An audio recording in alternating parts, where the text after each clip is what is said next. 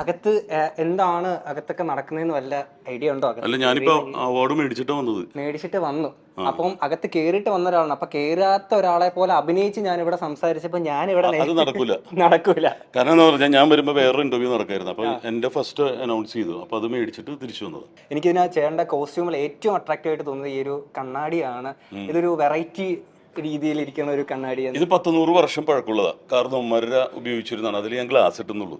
ചേട്ടാ, എന്താണ് ഇനി പുതിയ പരിപാടി കാര്യങ്ങളൊക്കെ? അങ്ങനെയൊന്നുമല്ല മോനെ, ഫ്രണ്ടിൽ കാണുന്നത് നമ്മൾ ചെയ്തുകൊണ്ട് അങ്ങ് പോകും. കാരണം ഒരാളെ ഉപദ്രവിക്കാണ്ടും ഒരാളെ വേദനിപ്പിക്കാതെയും ചിരിച്ചും ചിരിപ്പിച്ചും മുന്നോട്ട് പോവുക. അപ്പൊ ചിരിക്കാനും ചിരിപ്പിക്കാനുള്ള അവാർഡാണല്ലോ കിട്ടിയത്, മാസ്റ്റർ ഓഫ് ലാഫ്റ്റർ എന്നുള്ളത്. തീർച്ചയായിട്ടും ഞാനാണ് ഏറ്റവും കൂടുതൽ ചിരിക്കാറുള്ളത്. മറ്റു തമാശകൾ കേട്ടാലും എൻ്റെ തമാശക്കൊക്കെ ഞാൻ തന്നെ ചിരിക്കുന്നത്. അപ്പോഴാണ് നമുക്കൊന്ന് ഫ്രീ ആവാൻ പറ്റുന്നത്. അത് നമ്മുടെ തമാശക്ക് നമ്മൾക്ക് ചിരിക്കാൻ പറ്റുന്ന പറഞ്ഞാൽ വലിയൊരു അല്ല, അനുഗ്രഹം. ആരുടെ തമാശ കണ്ടാലും ഞാൻ ചിരിക്കാറുണ്ട്. കാരണം ആയുസ് വർദ്ധിപ്പിക്കുന്നത് മാത്രമല്ല, നമ്മൾ ഈഗോസ് ഉണ്ടാവില്ല. ഒരാൾ എന്തെങ്കിലും പറയുമ്പോഴും ഒരാൾ എന്തെങ്കിലും ഒരു പെർഫോമൻസ് കാണുമ്പോഴും നമ്മൾ അതിനെ അപ്രീഷിയേറ്റ് ചെയ്യാനും ഇതിന് സാധിച്ചാൽ നമ്മൾ ഈഗോസ് ഉണ്ടാവില്ല, കുശുമ്പ് കുഞ്ഞായ്മയൊന്നും ഉണ്ടാവില്ല. അപ്പം ചിരി എന്ന് പറഞ്ഞിട്ടുണ്ടെങ്കിൽ ലോകത്ത് ചിരിക്കാൻ കഴിയുന്ന ഒരേ ഒരു ജീവി മനുഷ്യനാണ്. ആ മനുഷ്യൻ ചിരിച്ചില്ലെങ്കിൽ പിന്നെ എന്താ കാര്യം? അതെ.